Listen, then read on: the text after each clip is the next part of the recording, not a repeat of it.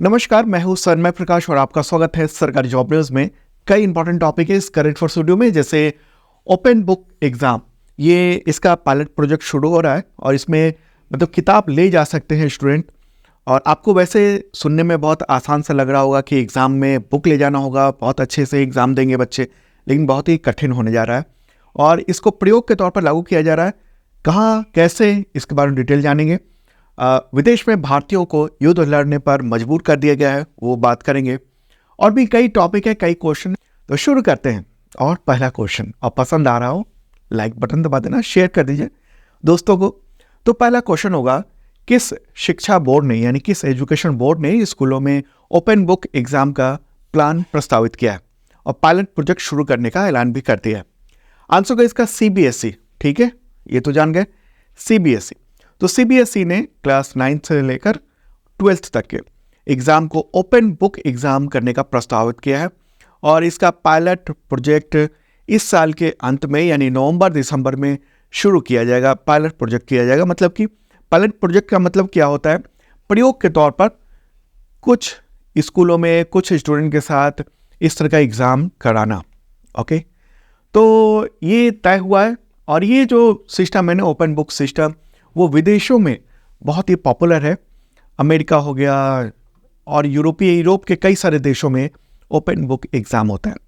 तो इसमें किस किस क्लास के लिए ये ओपन बुक एग्ज़ाम होगा? तो जैसे 9th-10th के लिए इंग्लिश, मैथमेटिक्स, साइंस, और क्लास 11th-12th के लिए इंग्लिश, मैथमेटिक्स और बायोलॉजी का एक प्रयोग के तौर पर ओपन बुक एग्ज़ाम कराया जाएगा। अब सवाल आपके मन में हो सकता है कि ओपन बुक एग्ज़ाम करके क्या चाहती है सरकार या एजुकेशन बोर्ड यानी सीबीएसई, वो क्या चाहता है? तो बोर्ड का लक्ष्य ऐसे टेस्ट यानी परीक्षण को पूरा करने का है, जिसमें स्टूडेंट जो पढ़ते हैं, अध्ययन करते हैं, वो कैसे कर रहे हैं और उसको एग्ज़ाम में किस तरह से प्रेजेंट कर रहे हैं। ठीक है, स्टूडेंट और टीचर हैं, उनकी क्या प्रतिक्रिया है, क्या ये संभव है कि नहीं है, ये सब पूरा टेस्ट किया जाएगा इस पायलट प्रोजेक्ट के जरिए। ओके, तो क्या है ओपन बुक एग्ज़ाम? कुछ मैंने यहाँ पर लिख भी दिया है। देखिए, ये जो एग्ज़ाम है उसमें स्टूडेंट को प्रश्न के उत्तर देने के लिए अपने जो टेक्स्ट बुक है और नोट्स है, उन सब के संदर्भ लेने की अनुमति होती है, वो ले जा सकते हैं। और ये दो तरह की होती है, एक तो प्रतिबंधित प्रकार यानी रिस्ट्रिक्टेड टाइप होता है और दूसरा मुक्त प्रकार यानी फ्री टाइप होता है। ठीक है, तो इसमें जो रिस्ट्रिक्टेड जो टाइप है प्रतिबंधित, उसमें जो ओपन बुक सिस्टम है उसमें परीक्षा के दौरान केवल एग्ज़ाम का जो प्राधिकारी है यानी जो अथॉरिटी है, उसके द्वारा जो अप्रूव्ड स्टडी मटेरियल होगा उसी को ले जाने की अनुमति होती है। और दूसरा होता है मुक्त प्रकार यानी फ्री टाइप। उसमें क्या होता है कि स्टूडेंट कोई भी स्टडी मटेरियल ले जा सकता है, जो उसको अच्छा लगे, प्रासंगिक लगे, वो ले जा सकता है। ठीक है, जबकि जो पारंपरिक रूप से जो एग्जामिनेशन होता है जिसमें किताब या नोट्स ले जाने की अभी अनुमति नहीं होती है, तो उससे ये बहुत ही अलग तरह का चीज़ होने जा रहा है। ओके, और इसका मकसद एक ये भी है कि पढ़ाई केवल रटने के लिए ना हो, बल्कि कंसेप्ट को लागू किया जाए।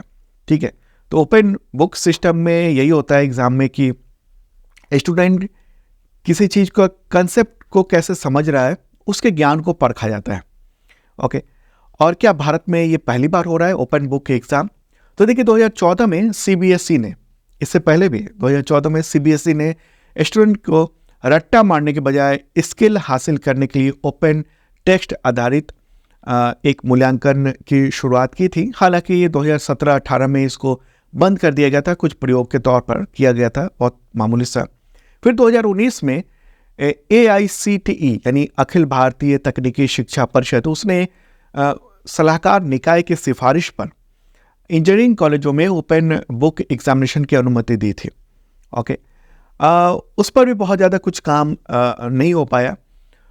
अब सवाल आपके मन में ये हो सकता है कि ये ओपन बुक एग्ज़ाम जो है वो क्या बहुत आसान हो जाएगा एग्ज़ाम देना, कि हम गए, क्योंकि अभी क्या करते हैं स्टूडेंट, बहुत सारे स्टूडेंट हैं जो नोट्स चिट बना कर ले जाते हैं और एग्जामिनेशन में नकल करने की कोशिश करते हैं, और यहाँ तो पूरी किताब और नोट्स इस सब ले जाने की अनुमति होगी। तो देखिए, ये बहुत आसान नहीं होता है, पारंपरिक जो एग्ज़ाम है उस तरह से आसान नहीं होता है।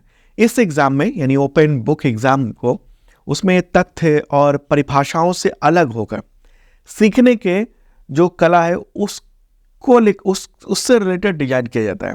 ठीक है, मतलब कि आपको एग्ज़ाम में ऐसा नहीं है कि परिभाषा पूछ दिया जाएगा कि इसकी परिभाषा क्या है, अब उसको आप किस तरह से समझते हैं ये बताना होगा।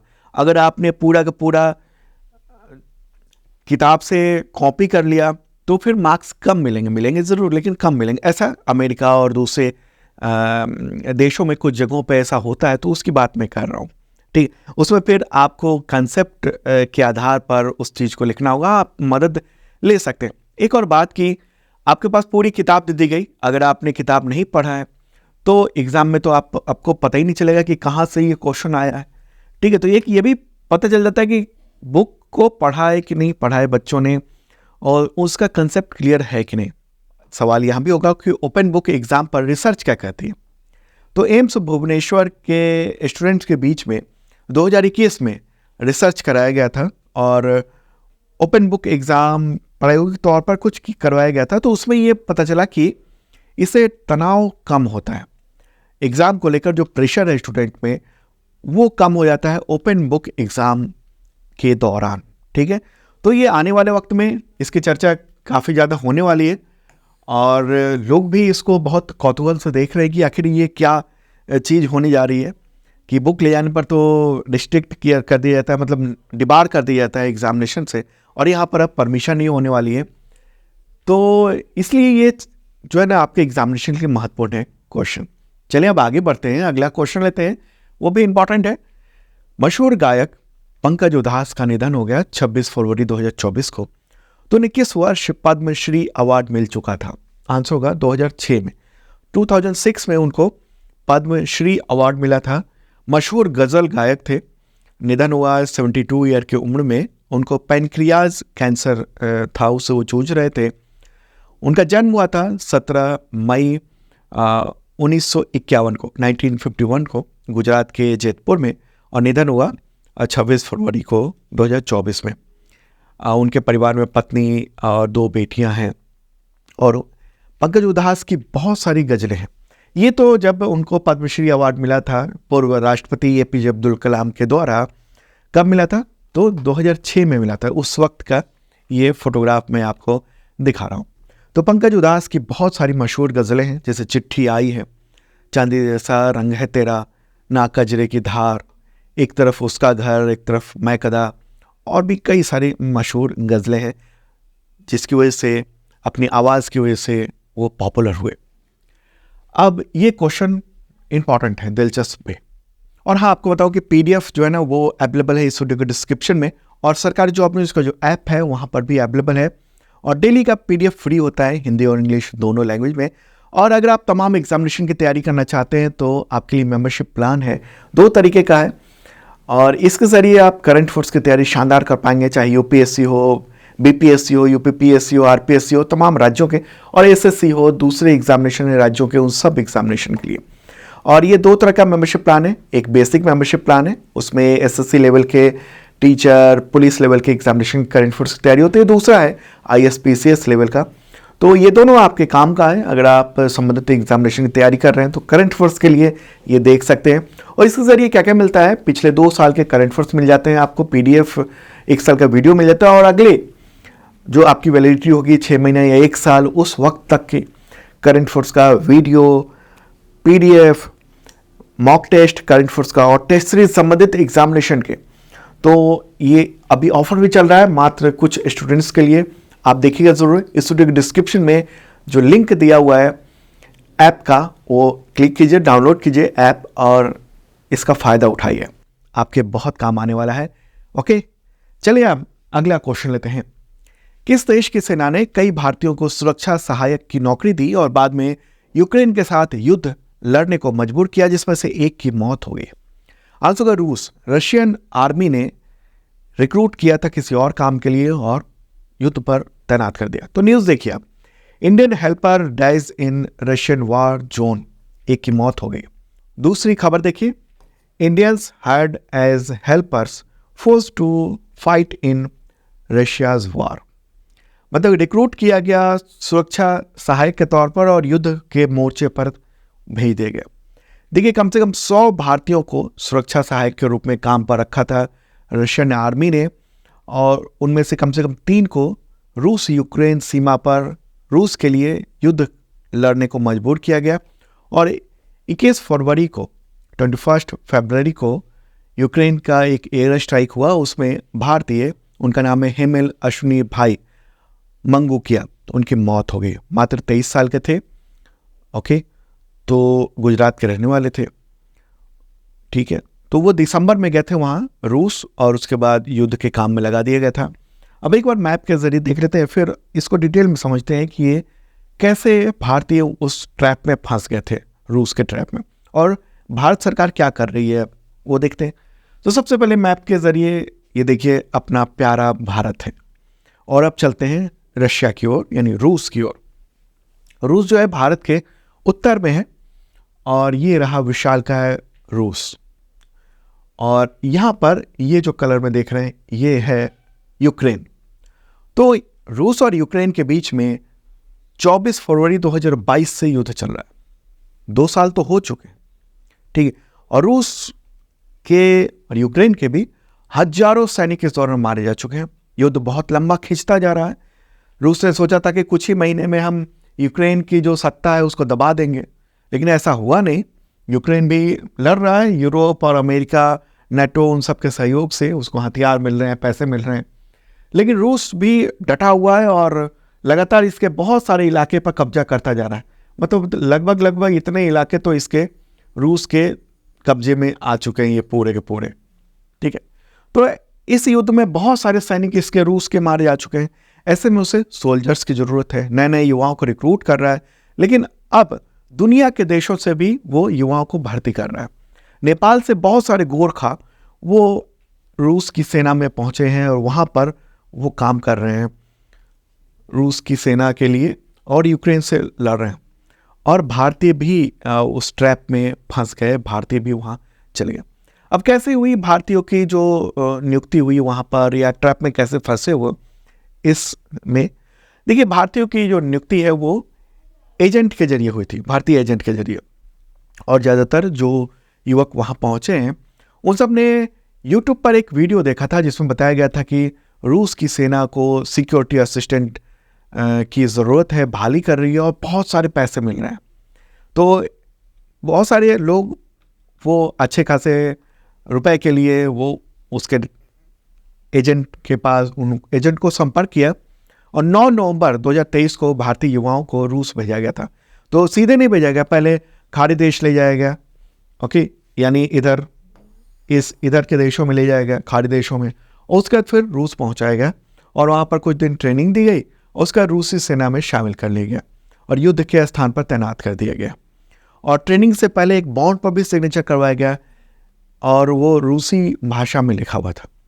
और कितने रुपए इन युवाओं को मिल रहे थे, तो देखिए पर मंथ 1.95 लाख वेतन था, यानी लगभग 2 लाख, और इसके अलावा 50,000 रुपये अलग से भत्ते के तौर पर पेश किया गया था, यानी लगभग 2.5 लाख रुपए पर मंथ।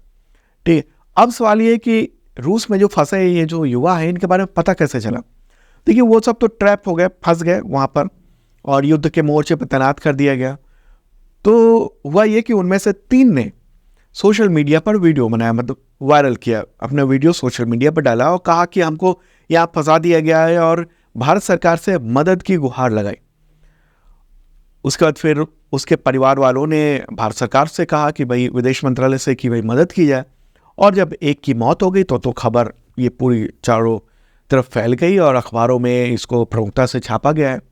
तो एक जो मंगूकिया जिनकी डेथ हुई है उनके द्वारा 2 फरवरी को ही भारत सरकार से कहा गया था, लेकिन बाद में उनकी डेथ हो गई। ठीक है, तो ये, और भारत सरकार ने क्या किया, भारत सरकार अब इस पूरे मामले में रूस के साथ संपर्क में है, और उन तमाम जो सहायक स्टाफ के तौर पर जो भर्ती किया गया था तो उन सबको वापस लाने और छुट्टी जल्दी कराने के लिए भारत सरकार ने रूसी अधिकारियों से संपर्क किया है। और साफ तौर पर भारत सरकार ने कहा है कि युद्धग्रस्त क्षेत्रों में नौकरी करने ना जाएं। ठीक है, आग्रह किया भारत सरकार ने।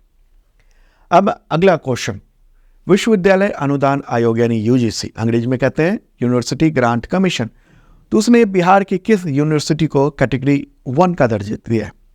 बिहार की ऐसी पहली यूनिवर्सिटी है जिसको कैटेगरी 1 का दर्जा दिया है। आंसर का central university of south Bihar, ये गया में है। ठीक है, तो 23 फरवरी को इस यूनिवर्सिटी को यानी central university of south Bihar को कैटेगरी 1 का दर्जा दिया गया है और राज्य में किसी विश्वविद्यालय के लिए ये पहली बार है। ओके, तो न्यूज़पेपर के अनुसार अलग अलग न्यूज़पेपर ने ये लिखा है कि देश में 56 सेंट्रल यूनिवर्सिटी है जिसमें से 10 से भी कम को वर्तमान में यूजीसी का कैटेगरी 1 में रखा गया है। तो ये उपलब्धि एक इम्पॉर्टेंट है, महत्वपूर्ण है। क्यों? क्योंकि देखिए इसको 2009 में स्थापित किया गया था इस यूनिवर्सिटी को, और फिर नैक के जो द्वारा A++ रैंकिंग मिली थी, और बिहार में एक यूनिवर्सिटी को मतलब कैटेगरी 1 मिलना ये बहुत ही अच्छी बात ये मानी जा रही है। ओके, तो बिहार की भी बात कर लें, वहाँ के मुख्यमंत्री नीतीश कुमार, राजधानी पटना है और गवर्नर है राजेंद्र विश्वनाथ अर्लेकर।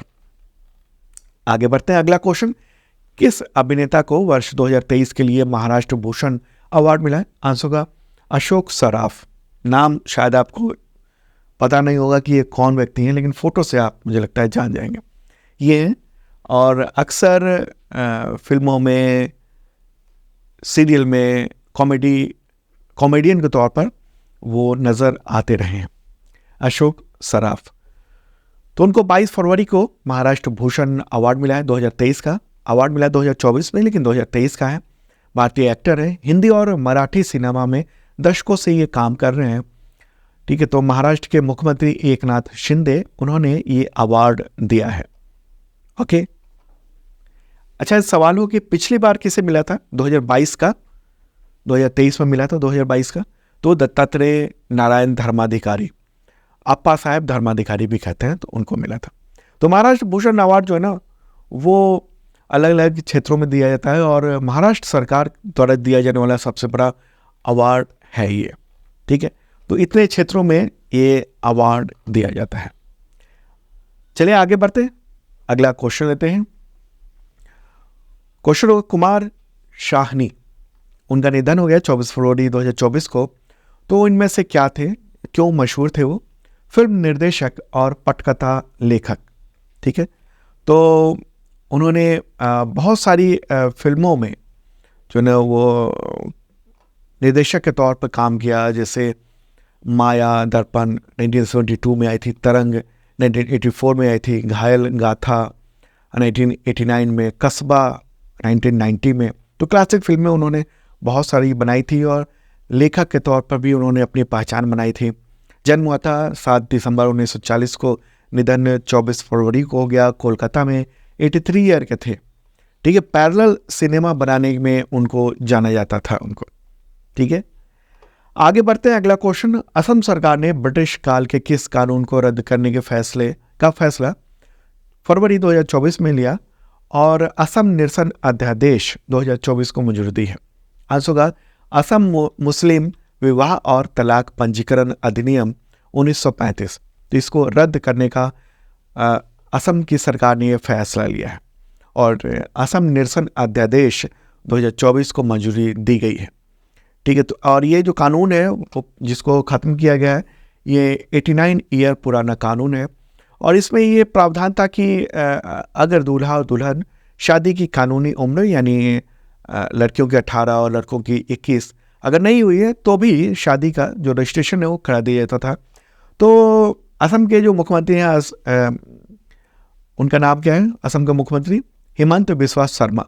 उनका ये कहना है कि ये बाल विवाह भी इसके ज़रिए उसको अनुमति हो जा रही थी और इसलिए हमने इसको रद्द किया है। और ये कहना है वहाँ के मुख्यमंत्री का कि हम आने वाले वक्त में यूनिवर्सल सिविल कोड लाने जा रहे हैं, जैसे कि उत्तराखंड ने वहाँ विधानसभा में पारित किया है, ऐसे ही असम में भी होने जा रहा है। तो इसलिए इस रजिस्ट्रेशन की कोई ज़रूरत नहीं थी और जो भी अब रजिस्ट्रेशन होंगे वो स्पेशल मैरिज एक्ट के तहत हो सकेंगे। ठीक है, तो ये एक इम्पॉर्टेंट बात है। असम की राजधानी क्या है? दिसपुर। ठीक है, मुख्यमंत्री तो हेमंत बिस्वा शर्मा है और गवर्नर है गुलाब चंद कटारिया। अगला क्वेश्चन लेते हैं। अच्छा, ये न्यूज़ क्लिपिंग यहाँ पर ये रहा द हिंदू में, ये है हेमंत बिस्वा शर्मा। अब मैप कहाँ है, मैप के जरिए भी देख लेते हैं असम को। तो ये ग्रीन कलर में जो देख रहे हैं वो है असम, हल्का ग्रीन। ये पुराना कानून है जिसको रद्द कर दिया गया है अध्यादेश के द्वारा। अगला क्वेश्चन लेते हैं। क्वेश्चन होगा, वर्ष 2018 में कर्मचारी भविष्य निधि संगठन यानी ईपीएफओ के डेटा ब्रीच यानी डेटा को लीक करना, चुराना, हैक करना, उसमें किस देश की साइबर एजेंसी का हाथ था? ये खुलासा हुआ है। आंसर का चाइना। ठीक है, चाइना का इसमें बड़ा हाथ था और ये खुलासा किया गया है अभी हाल ही में। ठीक है, ये हुआ 2018 में, लेकिन अभी इसके बारे में कंफर्म किया गया है एजेंसी के द्वारा कि इसमें चीन का हाथ था। इंडियन एक्सप्रेस ने ये लिखा है कि इसके बारे में जो दिल्ली की साइबर सिक्योरिटी एजेंसी है उसने जांच की थी और ये तब पता चला है। ठीक है, तो ये इम्पॉर्टेंट बात है और उसमें बहुत सारे जो कर्मचारी भविष्य निधि यानी ईपीएफओ का जो पूरा डेटा था, उसमें लोगों के बारे में पूरी जानकारी थी, वो सब लीक हो गया था। ओके, ईपीएफओ की बात कर लें। उसकी स्थापना हुई थी 1952 में, मुख्यालय न्यू दिल्ली में है और सरकार द्वारा प्रोत्साहित ये अनिवार्य अंशदायी पेंशन और बीमा योजना प्रदान करने वाला एक संगठन है, सरकारी संगठन है। अगला क्वेश्चन, भारत जापान संयुक्त युद्ध अभ्यास कहिए धर्म गार्जियन का 5वां संस्करण कहाँ पर आयोजित किया गया है? आंसर होगा राजस्थान में। ठीक है, राजस्थान में। तो ये राजस्थान में आयोजित किया गया। फोटोग्राफ एक बार दिखा देना चाहता हूँ ये। ठीक है, धर्म गार्जियन, और उसमें दोनों देशों की सेना की टुकड़ी ने हिस्सा लिया है। 40 जवान हैं। धर्म गार्जियन जो है ना वो 25 फरवरी से 9 मार्च तक ये चल रहा है। कहाँ पर? तो महाजन फील्ड फायर रेंज में, राजस्थान में। ये सालाना सैन्य अभ्यास है और इसका आयोजन भारत और जापान में किया जाता है अलग अलग वक्त पे। उद्देश्य ये कि दोनों देशों के जो सेना है उसके बीच में सहयोग को बढ़ाना और संयुक्त राष्ट्र का जो चार्टर है अध्याय 8 उसके तहत जो अर्ध शहरी परिस्थिति है उसमें जो संयुक्त अभियान पूरा करना है उसके और संयुक्त क्षमता है उसको बेहतर करना। तो राजस्थान में ये आयोजन हो रहा है। ओके, राजस्थान के मुख्यमंत्री कौन है? राजस्थान के भजन लाल शर्मा है और गवर्नर है कलराज मिश्र। राजधानी है जयपुर। अगला क्वेश्चन, वर्ष 2023 के लिए घनश्याम दास बिरला पुरस्कार के विजेता का नाम बताएं। आंसर होगा अदिति सेन। ये प्रोफेसर अदिति सेन है। तो ये अवार्ड दिया गया है और ये अवार्ड दिया जाता है देश में रहकर रिसर्च करने के लिए। 50 वर्ष या इससे कम उम्र के जो वैज्ञानिक है उनके लिए उनको ये दिया जाता है। ठीक है, तो अदिति सेन को क्वांटम सूचना और कंप्यूटेशन यानी संगणना उसके लिए उसके क्षेत्र के लिए दिया गया है। ठीक है, तो ये इंपॉर्टेंट करंट अफेयर्स था आपके एग्जामिनेशन के लिए और कल फिर मिलेंगे ताजे तरीन कंटेंट के साथ। बाय।